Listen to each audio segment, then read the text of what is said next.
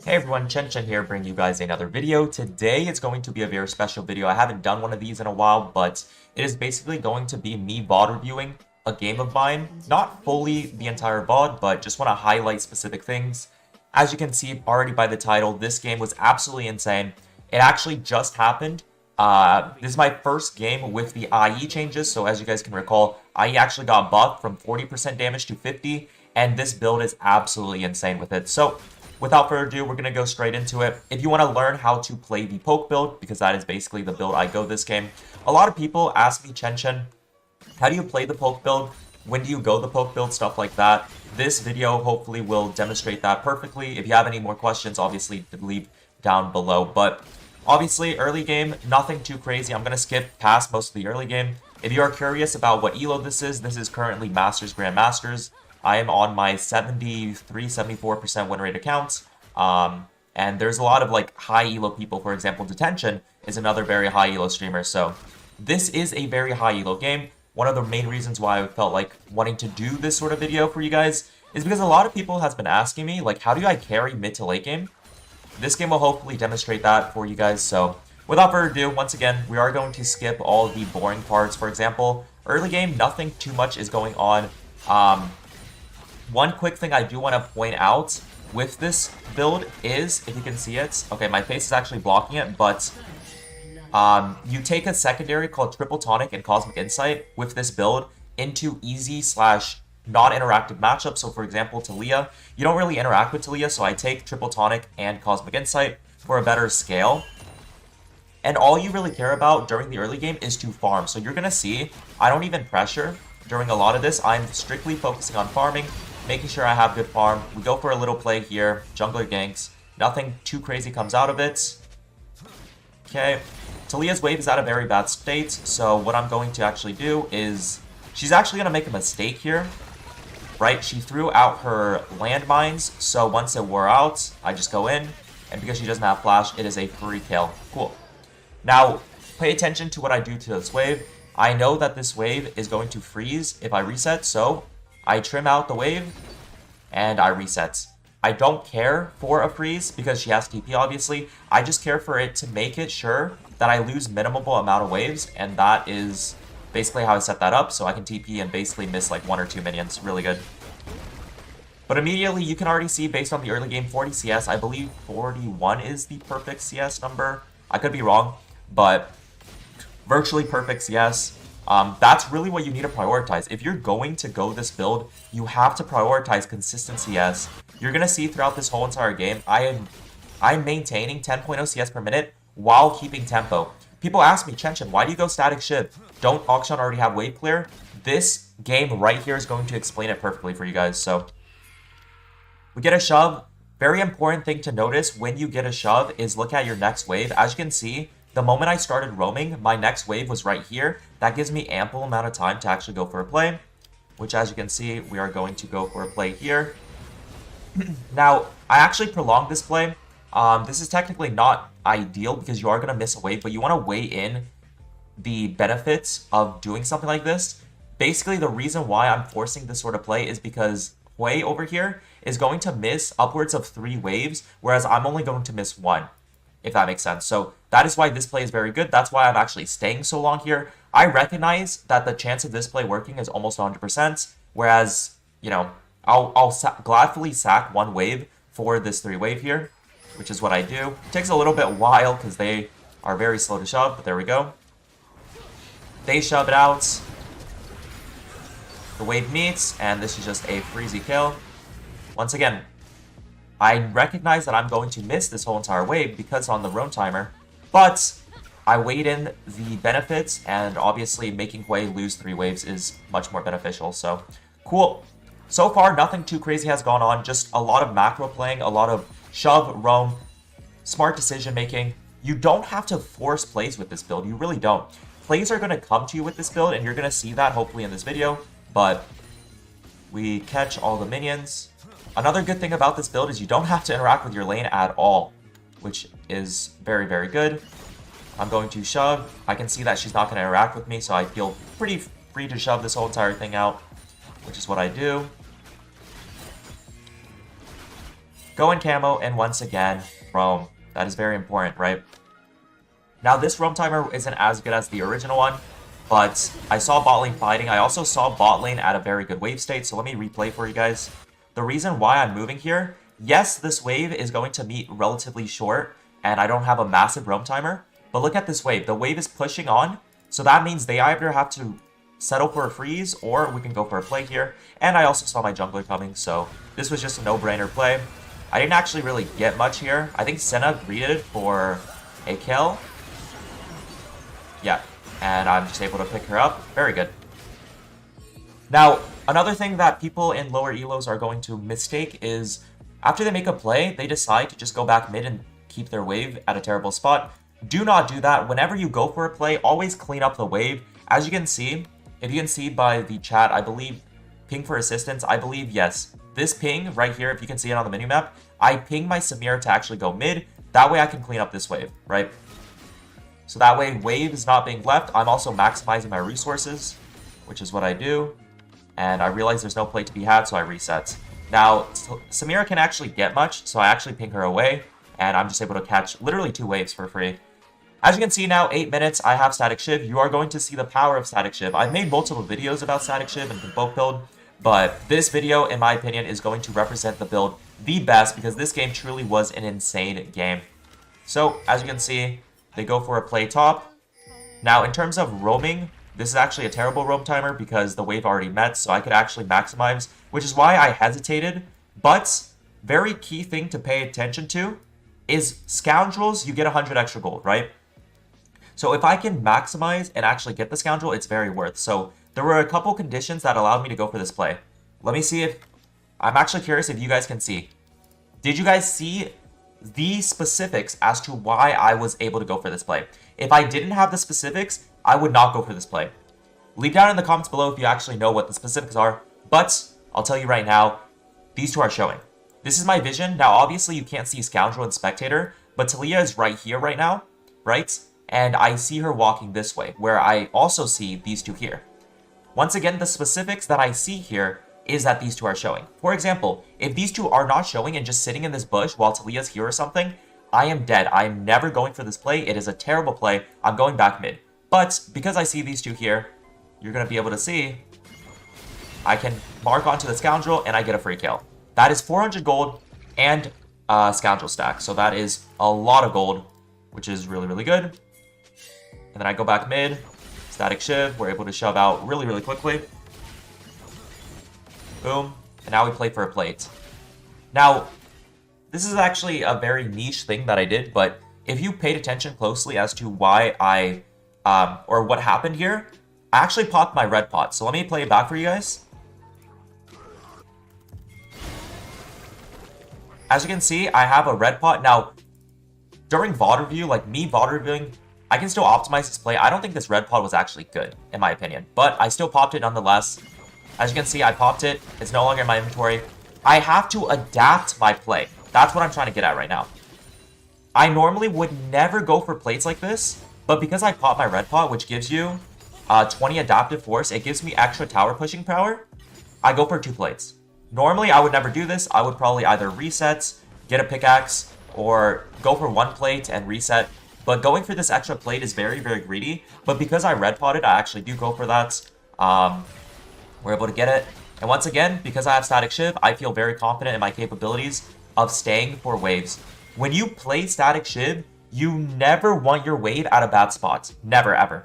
You always want to hard shove the wave when it's close to meeting, and you want your next wave to be roughly here before it even spawns to take a reset. That is how you maximize CS. You should never be under 8.0 CS if you go the static build. So as you can see, I go for a Q, auto. That Q is technically bad because I should just be blowing up this wave, but we're still able to blow it up really quickly. And once again, what did I say? The next wave is here, which means I can have a really good reset. Boom, perfect. All right. I got a pickaxe. There's a fight going on here. This fight is very bad. My jungler actually died, so we're not really able to do much. I'm technically wasting a lot of time here. Just trying to fish for something. Nothing comes of it, so... Ult for disengage. People ask me often, Chen, how do you use your ulti? Do you use it when they're low HP? You use that as a disengage method at times as well. Obviously, you do use it when they're low HP, but What I do right here is I Q and I ult just to scare them off. Whenever you throw an Akshan R, chances are they're going to try to, like, the innate human instinct is to stand behind something to actually, like, reduce the damage, right? So they're not going to continue chasing you, right? So you can use it for disruption in case this would have been a very fishy situation. I use it for disruption here, and you can see Senna goes to a retreating position, which is what I wanted, right? Obviously, I'm not really in threat here, so I didn't have to do it, but just wanted to point that out. You can use your ultis like that. I actually inted here. I did not expect them to all walk as 3 together. So I thought it was only Senna. Terrible E. This is my bad. I did manage to pick up Senna, so it wasn't the worst, but once again, you're gonna make mistakes, and that's fine. I am human, so cool. Moving on, I TP back. Generally speaking, you run this build with TP, but in easy matchups where you want to snowball, you can still run this build with Ignite, and you do the same thing, right? So I hard shove the wave. Notice where the next wave is. It is very far from the tower, which means I have a lot of time to make moves. Now in this instance, you might be asking Chen, why didn't you go bot? They're pushed up. My team are not in position, right? So I choose to go for a trade instead. Auto. Into a Taliyah matchup, by the way, just a quick Taliyah matchup tip. I know this is a hard matchup for a lot of people. I personally find this as an easy matchup. Easy to moderate. It depends on how good the Taliyah is, but whenever she throws her rock, and then you can almost always expect her to throw her seismic shove afterwards, all you have to do is actually wiggle. If you wiggle, like, let me try to slow-mo this for you guys. This works almost like 80% of the time. It really does. So I show myself here. Let me slow-mo. Auto. I pretend I'm walking back. I wiggle. Did you see that? That's how you play against Taliyah. You do this, and it'll work literally 80 to 90% of the time. You just wiggle, and it's a free kill. She tries flashing. Doesn't matter. So remember how I said you don't really need to play for lanes? The good thing about this build is you can play for lanes as well, right? You can do literally whatever comes to you. This build is the most consistent Akshan build for just letting plays come to you. You don't have to force anything. It is a very brain-dead build. You shove a wave, and then you literally make a play that just comes to you. So obviously that play would never come to me if Taliyah's not standing there, and I wouldn't go for that play if Taliyah's not standing there. So the play was present, so I went for it. Look at this wave clear, by the way. Auto. She actually trades on me. It doesn't really matter. She doesn't have enough damage. We can E over because it already shoved me, and we are out. Once again, where's the next wave? It just spawned, which is why I'm allowed to reset, because you're not missing minions every single time people do that. As you can see, I miss 2 minions, but, you know, I actually missed a cannon. Holy, it's fine. All right, moving on. Hard shove the wave into a roam. Let's see what's happening here. I'm very patient here. I make sure I know where Graves is going. I saw Graves is committing here, so I go for that. She threw her seismic shove, so I press R to disengage. Same thing. And then because I know she doesn't have her disengage, I engage. Able to kill him. And able to kill him. Triple kill. Boom. Easy. All of this is capable, by the way, because I have static shiv and because I'm able to just cheat so much timers off of mid-wave. You might be like, Chen, you already one-shot the wave. Why do you care? You are cheating roughly 2 to 3 seconds every single wave you go static, by the way. That's something people fail to understand. 2 to 3 seconds in this game is so massive, right? So I already have IE, 14 minutes into the game. Currently 9 kills, roughly like 9.0 CS per minute. But you're going to see how CS actually picks up. Once again, wave is meeting. I went to hard shove it.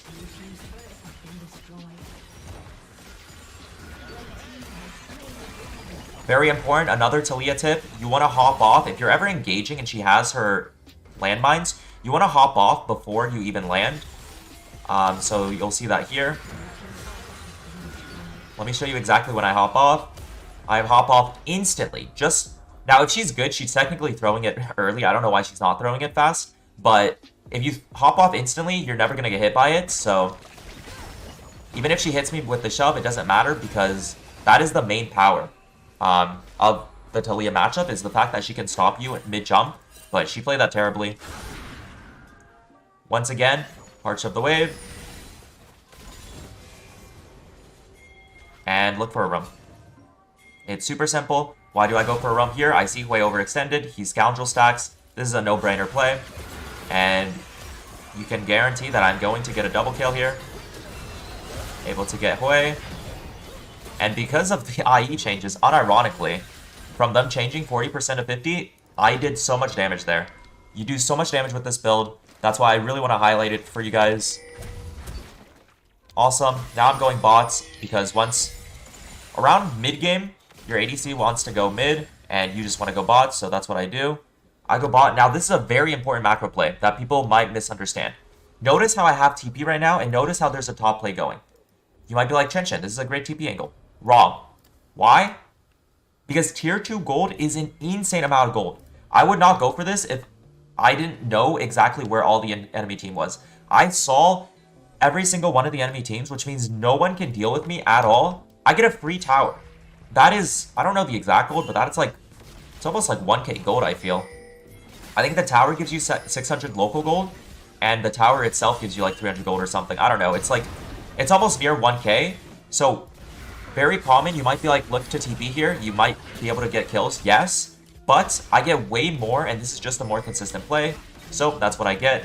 And notice what I do. I instantly back, and I instantly TP. Because the play is still happening. So, as you can see, we're able to pick up Talia, and we are able to pick up him. Renekton TP's in, and we're able to pick up him.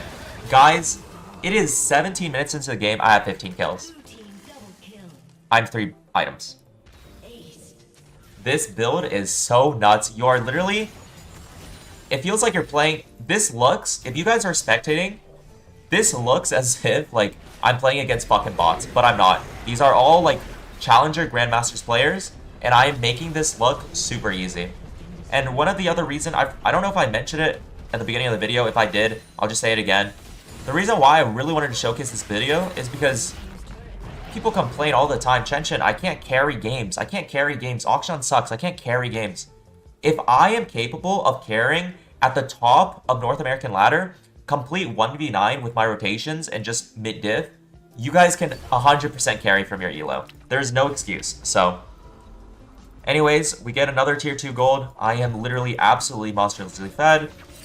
We're going to reset. And right now... We are just looking for short skirmishes or fights. There's a fight over here. Nico misses her snare. It doesn't matter. IEN. We're able to blow up Hui. And we're able to blow him up as well. Cool. Currently, 17 kills, 18 minutes. Almost 1 kill per minute.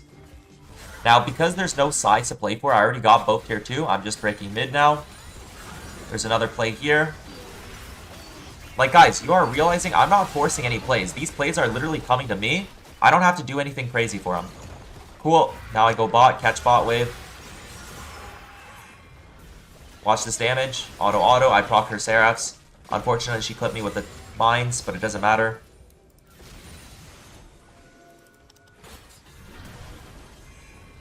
Go back in camo. This is why Triple Tonic is so good on Akshan, by the way. You just get an extra W super quick, and you get an extra E super quick, so it's really, really good. Let's see what happens here. Wave face checks. I have RFC. We're able to go in and instantly blow him up. We are literally 1 kill per minute right now. Once again, catch bots. Like, you guys can't look at this gameplay and tell me you can't replicate it. I've done nothing crazy this game. Obviously, yes, I'm one of the best Akshans. Mechanically, I'll be good. I'm also, like, really good at the game, so I'm able to recognize plays. But this isn't anything crazy. So far this game, I've shoved, made a play. Shoved, made a play. You can do this in your elo. I promise you. There doesn't need to be a methodical, like, thought process behind what I'm doing. Obviously, for me, I am actively thinking, right? Like, for example, if I shove and there's no play to be had, I'm not going to make a play. Stuff like that. But even for your elo, I promise you, you will be able to make a play because, it's less coordinated than this elo, right? And this will work in Challenger. I've done this exact same playstyle, 2 Challenger players. This is obviously slightly lower than Challenger. It's like Grandmasters-ish, but still, you get the point. Okay. This play was actually a little bit risky, but I knew if I did it fast enough, I could do it. We're just able to pick up both. Really good. RE combo. Pick up another kill. Really good. I actually did a bit of a whoopsie here. He was super tanky, to be honest. I think I tanked way too many tower shots. Yeah, I tanked that one extra, so I actually ended up dying here, which kind of sucks. But 23 kills for 20 minutes into the game. Absolutely insane, by the way. I don't think this is very common in this elo, and I don't think it's even common in anyone's elos, to be honest, having this many kills in 20 minutes, but really good. They go for a play, doesn't really matter. Let's wait for me to respawn. So right now, I believe I'm 300 gold away from full build, by the way. I'm about to be full build in 22 minutes into the game. 6 items. Just for reference, their carries have 2 items, and I almost have 6, but I remember this play. We are literally just farming for my last item. My teammates actually go for a play. They made an oopsie. They should never play around, or they should never make a play not around me, but they go for a play. We are literally full build right now, 22 minutes into the game. I go for a TP, try to catch anyone who's whacking, potentially like a scoundrel to res. Didn't find anyone, so we're just going to go back bot because the bot wave is what I can get. We get bot wave, we reset, and now we want to look Baron. I'm 6 items. You're going to see how absurd this build is. I've spoken about the poke build before, but one of the best premises of the poke build is just the fact that it scales super well because you don't have to actually engage. You're going to see that soon enough. So I tell my teammates to actually go for Baron while I poke. Let's see the poke damage. Auto. Missed my Q. Didn't expect him to turn on me. Auto. That is 3 autos. Just so you guys understand. Akshan autos normally don't do much damage, by the way. That is 3 autos, and he lost 3/4 HP. IR, once again, to distract. I saw Talia coming, so I flashed Talia. A double auto on Talia there, by the way. Let me show it to you one more time. Because oftentimes people will say, Chen, this build does no damage. I'm trying to showcase you guys the damage here. It is absolutely nuts. Okay, I saw Talia, I flash, auto. That is 2 autos, and she lost half her HP. Okay, I go back in camo. And I can just poke and prod. I have BT, so I'm able to lifesteal really easily. My teammates get Baron. I go back in camo. I believe I make a play here. Yes, I probably just EN because I feel pretty confident. Completely blow him up with E. Blow him up as well. Kite back because Renekton can one-shot me. Oh, this play was hilarious. Chen, this build does no damage. Well, if you play correctly, you are going to one-shot people with no counterplay. That was... She has 1k HP and a double auto kills her. Let me show you guys one more time. This shit's too funny. 1k HP. Auto. Dead. And did you guys notice the fact that I'm not even in her range? How can you interact with this play? You literally can't. I'm not even in her range. No one can interact with me. I'm coming off of camo from 750 range away. There's no counterplay. There is no counterplay. So currently, by the way, guys, I have 10.0 CS per minute, 26 kills, over 1 kill per minute, in a high elo game. This is actually my first assist that I get, because I didn't have a single assist during the whole entire game, but my first assist, and I believe that is game. Yep, they forfeited. I'm honestly shocked they didn't forfeit at 15 minutes when I was like 15 kills, but anyways, that is the video. Hopefully you guys learned something. Let me know if you guys want more of these type of videos. I mean, this was just once in a blue moon game. I do this very often with static ship build, but not to this effect, right? Generally speaking, this build, you're going to average 10.0 CS per minute, but you're not going to have 26 kills. If no plays present itself to you, you're going to have like 10 kills, 20 kills, stuff like that, but nothing this absurd where I just absolutely ran over the entire game. This is what we call a 1v9 game. They're very rare because of how League is as a team-oriented game currently, but it's still possible, and I will basically be able to do this sort of like performance in every single game in lower elos, so you guys just really don't have an excuse, right? If you guys are complaining, very often people complain, I can't carry plat, I can't carry diamond. Yes, you can. Follow my lead. Hopefully you guys learned something. There was a lot of macro decisions integrated into this video, but even if you don't give a fuck about macro, if you want a very simple, basic plan to follow through. Shove, roam, shove, roam, shove, roam, shove, roam. Go for easy plays, and you will be able to climb. Anyways, that is it for me. Hope you guys enjoyed this video. Let me know down in the comments below what other videos you would like to see. Thank you all so much for watching. Hope you all have a great rest of your day. Chen out.